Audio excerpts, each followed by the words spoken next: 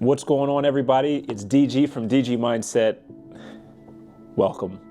Today, what we're going to talk about is probably the thing that plagues us all, but very few of us have an awareness of it. Very few of us really truly understand that this is what's holding us back, and it's our own mind. So here's what ends up happening. You don't realize that your whole entire life is just a mental construct. And here's what I mean by that. Everything that you deal with, from the foods that you like, to the clothes that you wear, to the religion that you're affiliated with, all of this is taking place on the mental plane. What we're not told is we live on the spiritual plane, the mental plane, and the physical plane simultaneously.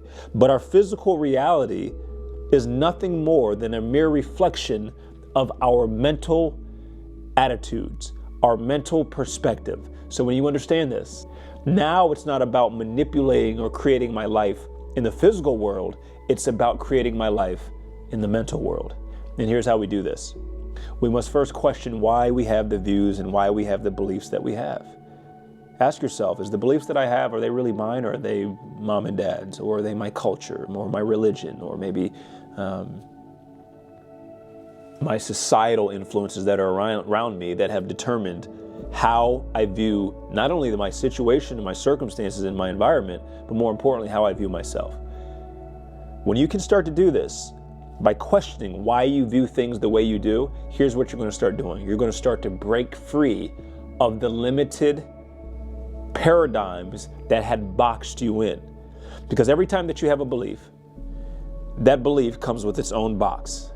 And the more beliefs that we have, the more boxes that we have. And the issue is when our beliefs that we want to maybe have for our life up there don't fit within the box that we have right now. Meaning our beliefs of the life that we want to live up there don't fit the belief system that we have right now.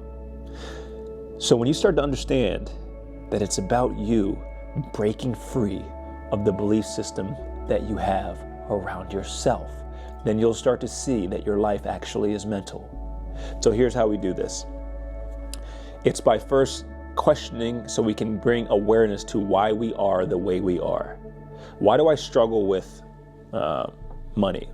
Why do I have a impoverished mindset? Why do I look at the lack in a situation instead of looking at all the things that could go right in a situation?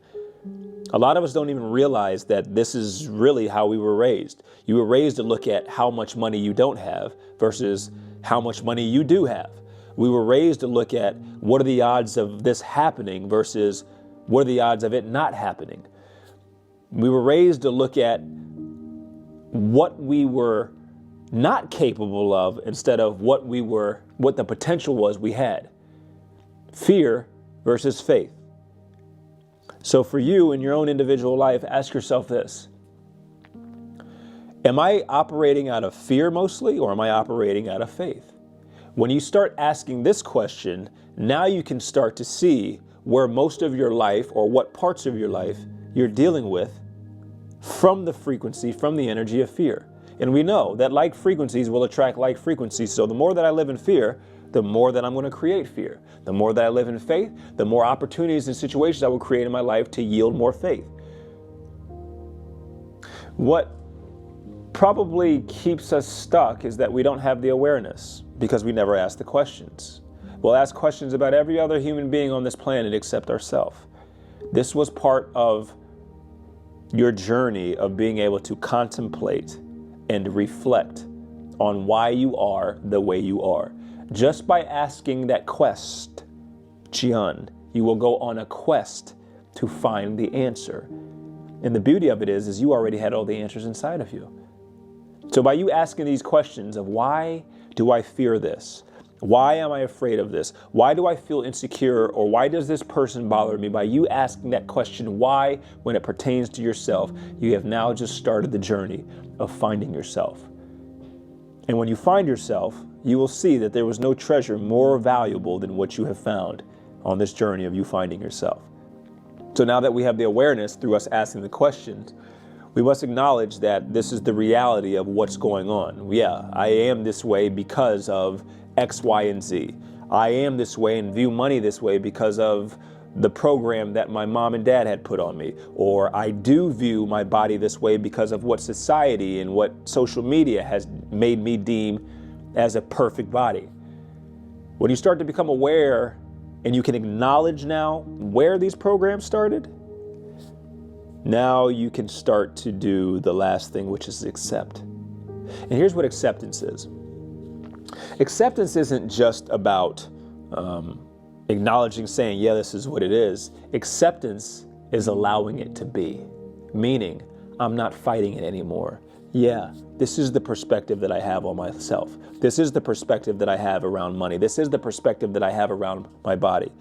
I accept that, meaning that this level of awareness was shaped by those past experiences, but now that I know better, I must do better. And this is part of this journey of self-development, is being able to accept all parts of yourself.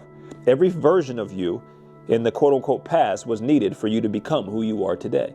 So we don't throw away those old parts, because those old parts were needed in where you are at this level. And where you are at this level will determine where you'll be quote-unquote tomorrow. So all of it is needed, and that is what acceptance is. It's realizing that all the parts added up to create the whole. And that if you threw out any part of your life or any situation, no matter how traumatic or maybe how disturbing it may have been, it wouldn't yield this end product that will be at some point. So acceptance.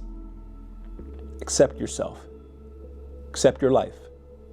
Accept all parts of it. No matter maybe how undesirable that part of your life may have been, accept it, because this was a part of your journey. And when I say a part, it's just a part. It's not the whole thing.